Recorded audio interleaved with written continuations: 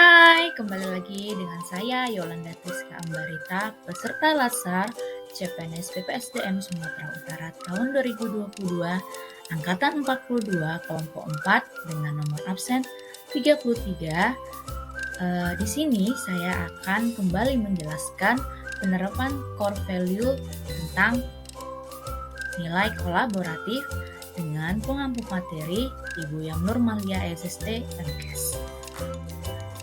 Lalu, apakah kolaborasi itu, terutama kolaborasi di dalam pemerintahan?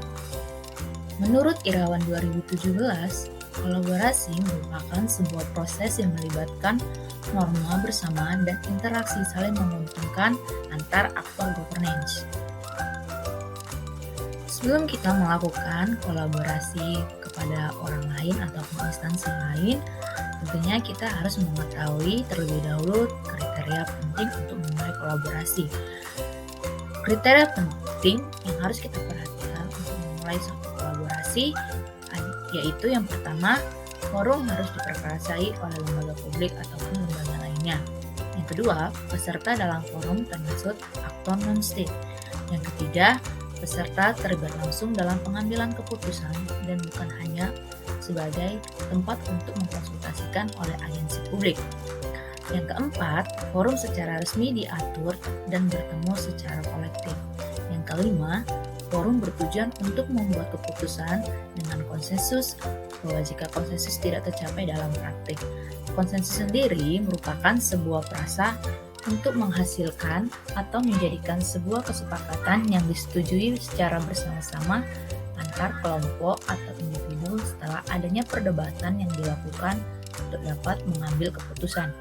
Nah, yang keenam, fokus kolaborasi yaitu kebijakan publik atau manajemen.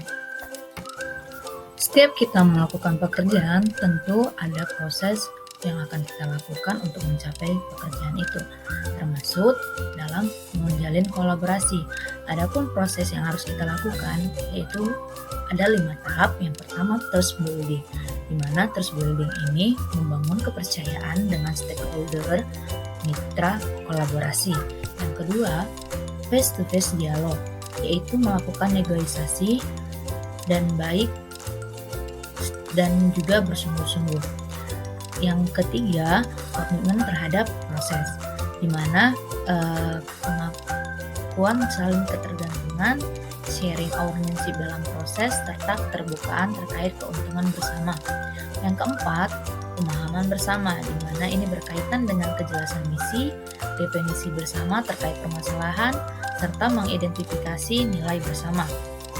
Yang kelima, menetapkan outcome antara. Terdapat 5 faktor keberhasilan kolaborasi. Yang pertama, kepercayaan. Yang kedua, pembagian kekuasaan. Yang ketiga, gaya kepemimpinan. Yang keempat, strategi manajemen.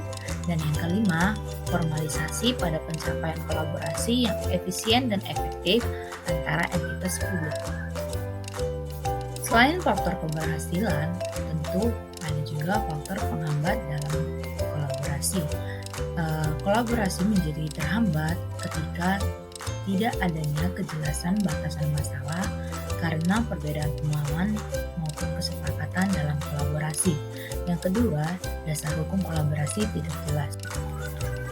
Adapun kalimat afirmasi untuk penerapan core value kolaboratif ini yaitu kami membangun kerjasama yang sinergis.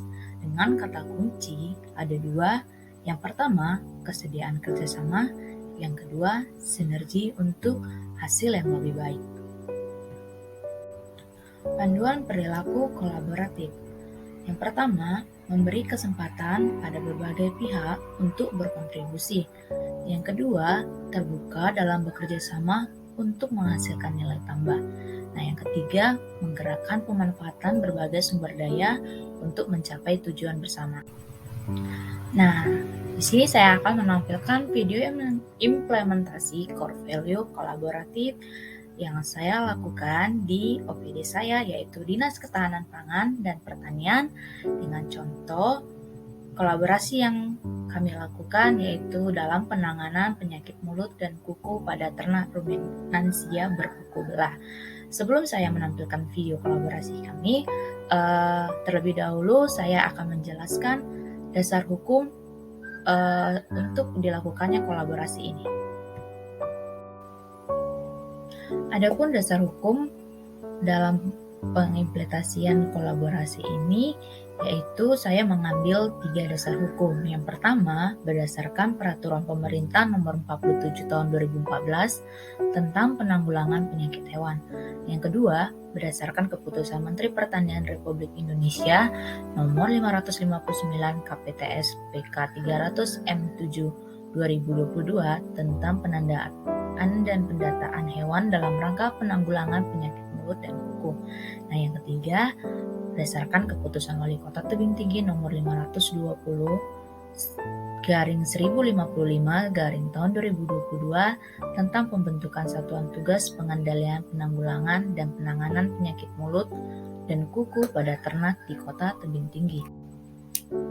Pembagian kekuasaan ataupun tanggung jawab yang akan dilakukan di dalam kolaborasi ini didasarkan kepada Keputusan Wali Kota Tebing Tinggi Nomor 520/1055 tahun 2022 tentang pembentukan Satuan Tugas Pengendalian, Penanggulangan, dan Penanganan Penyakit Mulut dan Kuku pada Ternak di Kota Tebing Tinggi, di mana di dalam kolaborasi Satuan Tugas ini melibatkan banyak OPD ataupun instansi, yaitu yang pertama, pemerintahan Kota Tebing Tinggi, terkhususnya Dinas Ketahanan Pangan dan Pertanian Kota Tebing Tinggi, dan juga Dinas Penanggulangan Bencana Kota Tebing Tinggi. Yang kedua, Kejaksaan Tinggi Kota Tebing Tinggi. Yang ketiga, Polres Tebing Tinggi. Yang keempat, Kodim 0204 Deli Serdang, di mana di dalam Satgas ini akan berkolaborasi dengan kecamatan dan kelurahan Kota Tebing Tinggi serta masyarakat yang ada di Kota Tebing Tinggi. Dan status saya sebagai penyuluh pertanian juga ikut ambil andil dalam satuan tugas ini, yaitu terkhususnya dalam pendataan ternak dan juga monitoring ternak di lapangan. Langkah awal yang dilakukan ketika penyakit PMK ini sudah mulai menyebar ke Sumatera, maka Satuan Tugas Penanganan PMK ini melakukan pembinaan Kesmafed kepada masyarakat umum. Selanjutnya dilakukan bimbingan teknis bersama dengan tim Satgas Penanganan PMK untuk melakukan tindakan awal dalam penanganan PMK yang berlokasi di Dinas Ketahanan Pangan dan Pertanian Kota Tebing Tinggi. Tidak lupa untuk dilakukan koordinasi lintas sektoral dalam operasi Aman Nusa Dua Toba penanganan PMK tahun 2002 untuk memonitor kesiapan dari tim Satgas Penanganan PMK dalam menghadapi arus lalu lintas ternak untuk menyambut Idul Adha 2022. Selanjutnya, penyuluh bersama dokter hewan melakukan sosialisasi tentang penanganan PMK dan juga cara untuk pensembelian ternak pada saat Idul Adha. Berikut adalah contoh sosialisasi yang terpenting yang dilakukan oleh tim Satgas Penanganan PMK yang dilakukan di kelompok tani yang ada di Kecamatan Padang Hulu, Kota Tebing Tinggi.